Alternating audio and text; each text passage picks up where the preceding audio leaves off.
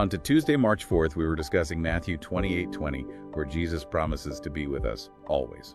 You mentioned that sometimes it's hard to feel his presence. That's a common struggle. But remember, this promise isn't based on our feelings. It's based on his unchanging nature. So even when we doubt or feel alone, he's still there. Absolutely. The Greek word used here for with you implies a close, intimate presence. It's not a distant, hands-off presence, but an active, engaged companionship. That's so reassuring. It's like knowing you have a best friend who's always got your back no matter what. Yeah. Okay, let's talk about Hebrews 12:2, which depicts Jesus enduring the cross for the joy set before him. We were discussing how his example can inspire us to endure our own trials. But there's another layer here. The phrase, despising the shame, is significant. What do you mean? In that culture, crucifixion was the most shameful form of death by focusing on the joy that awaited him. Jesus chose not to let shame define his experience. So it's about choosing our perspective even in the midst of suffering, focusing on the bigger picture, the ultimate goal. Precisely. It's a powerful reminder that we don't have to let our circumstances dictate our emotional state. We can choose to fix our eyes on hope, on the promises of God, and let that fuel our endurance. Wow, that's incredibly powerful.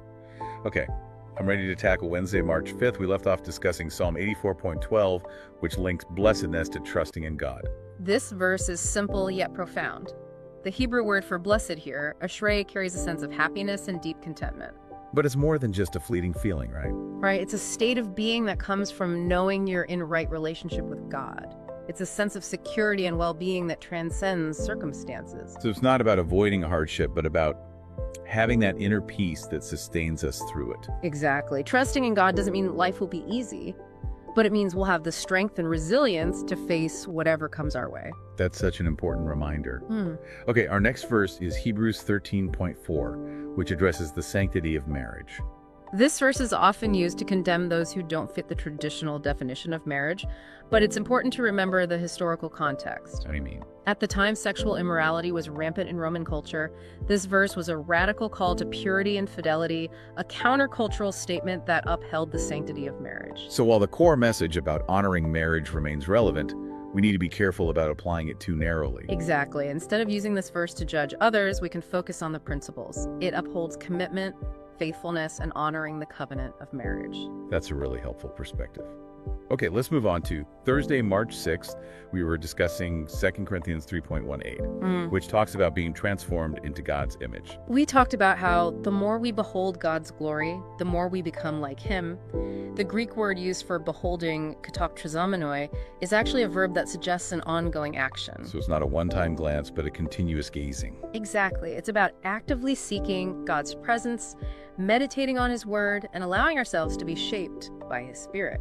It's like we're constantly being molded and refined into his image. It's a beautiful process.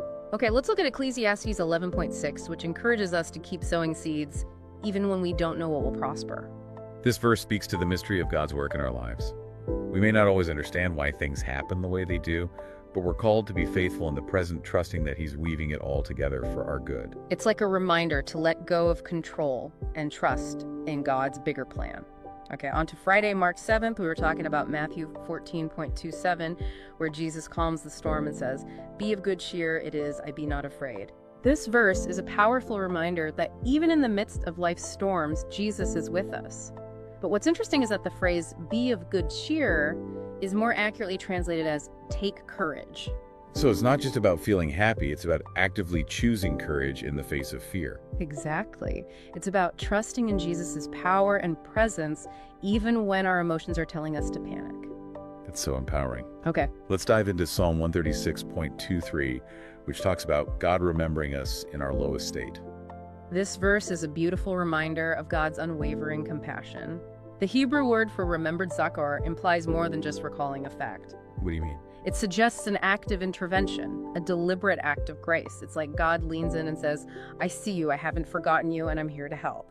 That's so comforting. It's like knowing you have someone who's always watching out for you, even when you feel lost and alone. Exactly. It's a beautiful reminder of God's loving kindness and faithfulness. Okay, I'm ready to tackle Saturday, March 8th. We left off discussing Titus 3.2, which encourages us to be gentle and meek, even when others aren't. This verse can be a tough pill to swallow in today's culture. It seems to go against our instinct to fight back, to defend ourselves when we're attacked. It's definitely countercultural, but I also think it's incredibly important. How do we reconcile this verse with the need to stand up for what's right or to protect ourselves from harm? That's a great question. I think the key is to remember that gentleness and meekness don't equal weakness. They actually require incredible strength. How so? Because it takes more strength to choose kindness and restraint when you're tempted to lash out. It's about responding with grace even when others are being ungraceful. That's a really powerful way to look at it. It's not about being passive, but about choosing a higher path. Oh. Okay, let's wrap up this week with our final verse, Genesis 29:35, where Leah praises God after giving birth to a son. We were talking about Leah's resilience and her ability to find gratitude even in the midst of hardship, but there's another layer to this verse that's often overlooked. The name she chooses for her son Judah means praise. It's as if she's declaring that even in the midst of her pain and disappointment, she's choosing to focus on praise. That's amazing. It's like she's intentionally shifting her perspective from what's wrong to what's right, from what she lacks to what she's been given. Exactly. It's a powerful reminder that we can choose gratitude even when it feels impossible. Wow, this has been such an incredible journey. I feel like we've uncovered so much depth and meaning in these verses. I can't wait to wrap things up in part 3. Welcome back to our deep dive into Learn Bible Languages. It feels like we've been on this incredible journey exploring these verses in both English and Spanish and uncovering so many hidden gems along the way. It's amazing how these ancient texts, they continue to speak to us today, offering wisdom and guidance for our modern lives. I completely agree. Okay, so we're picking up where we left off with Saturday, March 8th. We were discussing Titus 3.2, which encourages us to be gentle and meek even when we're faced with opposition. Yeah, this verse can be a tough one to put into practice.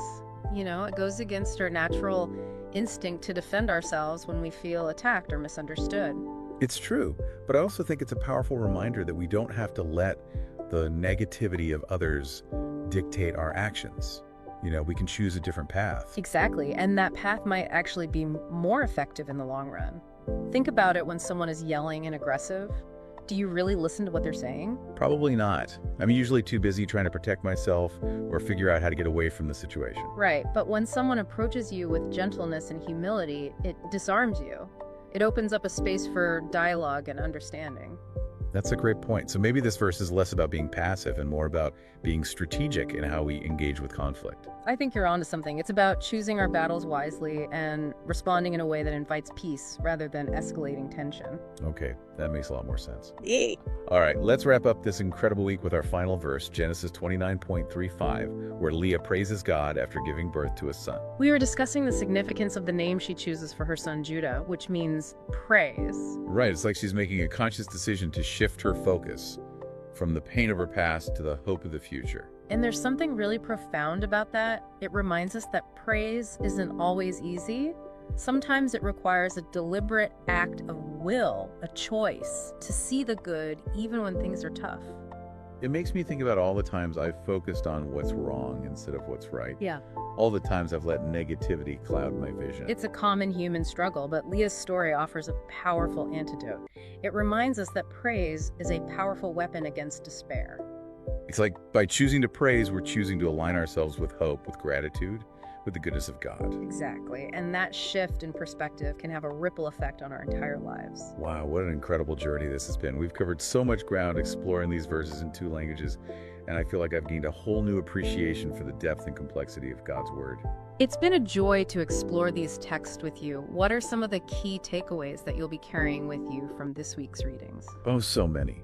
I'm definitely going to be more mindful of my thoughts, choosing to focus on the positive and cultivate gratitude even when things are tough. I'm also going to be more intentional about approaching conflict with gentleness and grace, remembering that it's not about weakness, but about strength. Those are beautiful insights. And remember, this is just the beginning of your journey with Learn Bible Languages. Keep exploring God's Word in multiple languages, and you'll continue to uncover new layers of meaning and wisdom. I'm excited to keep learning and growing well. That wraps up our deep dive for this week. Thanks for joining us. And until next time, may you be blessed with peace, joy, and a deep understanding of God's love. And may you find strength and inspiration in His Word no matter what language you're reading it in.